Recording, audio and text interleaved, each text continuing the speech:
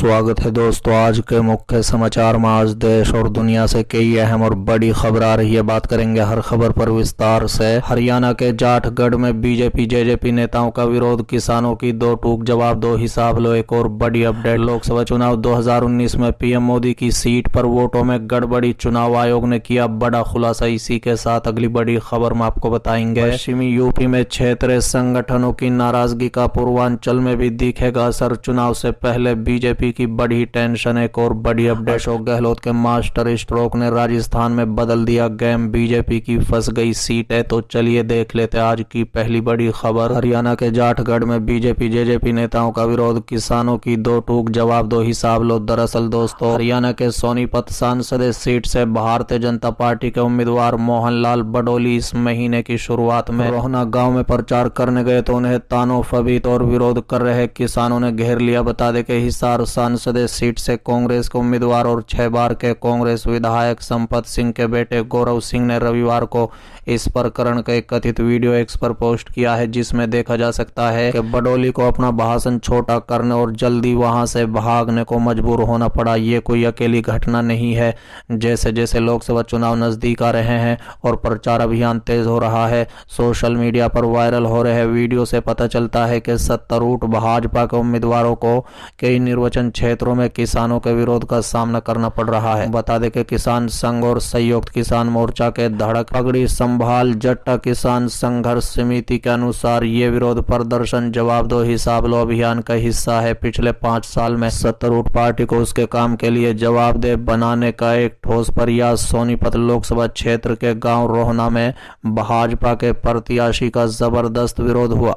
10 साल से हर वर्ग को सड़कों पर रखा और अब कह रहे हैं कि वोट पकड़ा दो। बता दें कि ये प्रतिक्रिया विशेष रूप से राज्य के जाटगढ़ में मजबूत है, जिसमें 4 सांसदीय सीट सिरसा, हिसार, रोहतक, झज्जर, जिनमें के 36 विधानसभा सीटें शामिल हैं। गौरतलब है कि यह घटनाक्रम पंजाब में किसानों द्वारा न्यूनतम समर्थन मूल्य की गारंटी वाले कानून के लिए अपने विरोध प्रदर्शन को फिर से शुरू करने के 2 महीने बाद आया है। चलिए अगली खबर, लोकसभा चुनाव 2019 में पीएम मोदी की सीट पर वोटों में गड़बड़ी, चुनाव आयोग ने बताया क्या है इस दावे का सच। दरअसल दोस्तों, सोशल मीडिया पर एक पोस्ट वायरल हो रही है जिसमें दावा किया गया है कि 2019 के आम चुनाव के दौरान कई संसदीय क्षेत्रों में ईवीएम से गिने गए कुल वोटों की संख्या वोटर्स से ज्यादा थी। बता दें इसी बीच चुनाव आयोग ने इसको लेकर प्रतिक्रिया दी है। आयोग ने इन खबरों को खारिज कर दिया और इन्हें फर्जी बताया है। चुनाव आयोग ने ट्वीट करते हुए कहा है कि चुनाव आयोग के पत्र के हवाले से एक झूठा दावा किया जा रहा है कि 2019 के आम चुनाव में 373 संसदीय क्षेत्रों में कुल मतदाताओं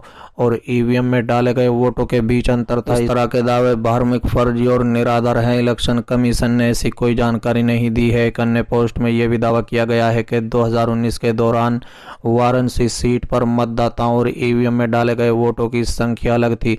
इस पर भी चुनाव आयोग ने प्रतिक्रिया दी है। आयोग ने कहा है कि यह दावा धार्मिक और फर्जी है। वाराणसी में कुल 18,56,791 मतदाता थे और ईवीएम में डाले गए और गिने गए कुल वोटों की संख्या 10,58,744 थी। इसके अलावा 2085 लोगों ने बैलेट पेपर से वोट दिया। बता दें इससे पहले सोशल मीडिया पर मैसेज वायरल हो रहा था। इसमें दावा किया गया था कि आगामी लोकसभा चुनाव में जो मतदाता अपने मताधिकार का प्रयोग नहीं करेंगे, चुनाव आयोग उनके बैंक खाते से 350 रुपए काट लेगा। अगर आपका अकाउंट नहीं है तो आपके मोबाइल से पैसे काट लिए जाएंगे। इसके लिए मिनिमम 350 रुपए का रिचार्ज कराना होगा। इससे कम रकम से फोन रिचार्ज नहीं होगा। बता दें कि इसके अलावा सोशल मैसेजिंग साइट व्हाट्सएप पर एक मैसेज सर्कुलेट हुआ था जिसमें दावा किया गया था कि इस बार कोई सरकारी कर्मचारी पोस्टल बैलेट के जरिए वोट नहीं डाल पाएगा। हालांकि चुनाव आयोग ने इन सभी का खंडन किया और इनको फर्जी और धार्मिक बताया। चलिए अगली खबर, पश्चिमी यूपी में क्षेत्रीय संगठनों की नाराजगी का पूर्वांचल में दिखेगा असर। चुनाव से पहले बीजेपी की बढ़ी टेंशन। दरअसल दोस्तों, लोकसभा चुनाव के लिए पहले चरण के मतदान में सिर्फ 10 दिन का समय बाकी रह गया है।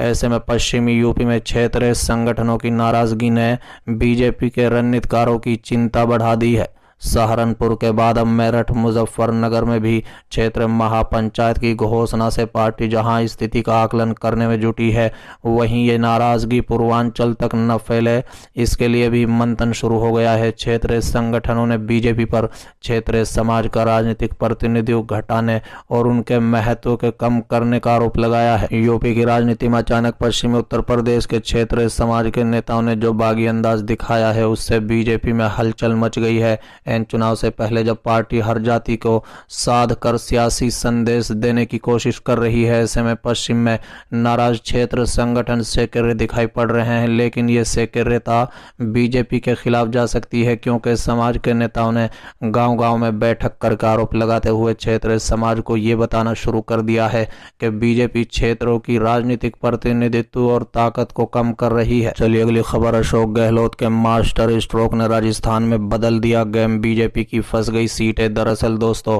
राजस्थान में 25 लोकसभा सीटें हैं। यहां पर कांग्रेस और उनके समर्थित उम्मीदवारों का सीधा मुकाबला बीजेपी से है।